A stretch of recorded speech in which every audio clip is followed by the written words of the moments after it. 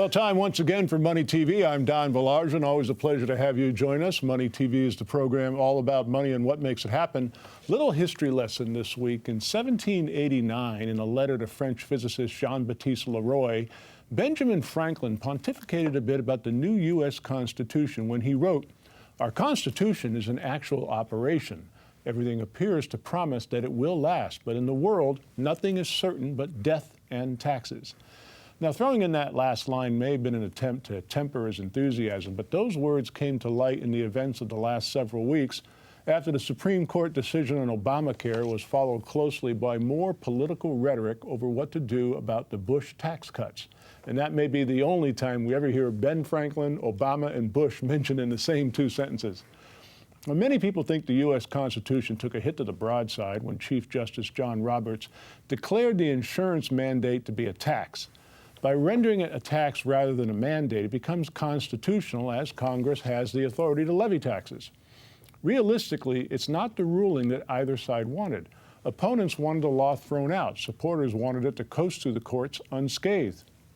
Now, the court's decision turns the fall election into a referendum over Obamacare. If you're supportive of it, you're going to vote for Obama. If you're against it, you're going to vote for Romney. Now, interestingly enough, there have already been 3 test referendums over Obamacare. The first occurred in 2009 in a special Senate election in Massachusetts when Republican Scott Brown, running on an anti-Obamacare platform, captured a seat that had been held by Democrats for over 50 years. The second test was the midterm elections of 2010, and the GOP narrowed the Democrats' edge in the Senate, and they took back the House.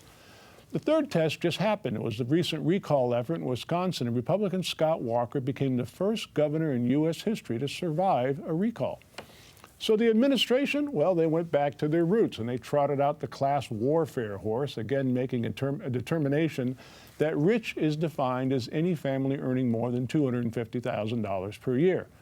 Now, families with kids enduring the cost of living, housing, and the many other taxes thrown into the mix would argue that $250,000 is far from rich. It's all nothing but election year rhetoric and positioning. One side attempts to paint the other side into a corner so that when the big push comes in September and October, there'll be plenty of fodder for the debates and the TV commercials. Right now, the race is a dead heat, and no one can accurately predict what's going to transpire. But even after 223 years, the words of Ben Franklin are truer than ever.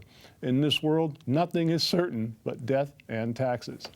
Actually, there's one other thing that's certain. It's toll-free. Our toll-free number, you'll never have to pay to use it from anywhere in the world, is 888-259-4449. To get information about our featured guests, when you do call, be sure and ask to be added to the subscription list of our Money TV newsletter. Again, toll-free, 888-259-4449. On your mobile phone, just text Money TV to go 800 or 46800. Visit us at moneytv.net, and please like us on Facebook and follow us on Twitter.